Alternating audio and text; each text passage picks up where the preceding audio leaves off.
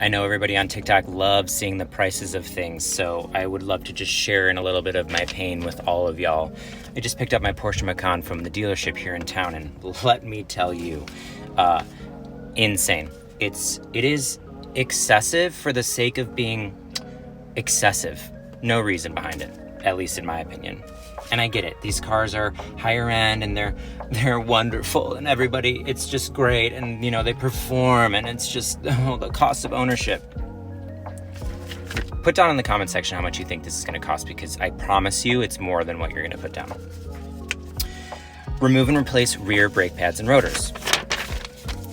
Adjust rear washer nozzle to hit windshield. Replace spark plugs. Replace right side marker light bulb. It's just the little orange light bulb that goes in the front bumper and turns on when the lights are on at night. Perform brake fluid exchange. Complete 40,000-mile interval service. And mountain balance 2 new Pirelli P0 Scorpion performance tires. Are you ready? You ready?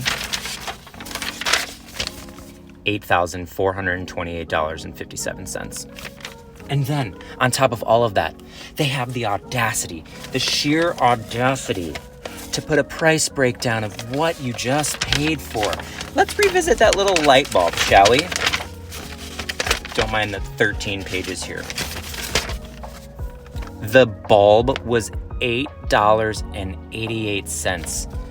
It cost me $268.88 for them to replace the light bulb. They charged me $325 an hour for labor. It took them 5 minutes to do. I don't want to do this anymore.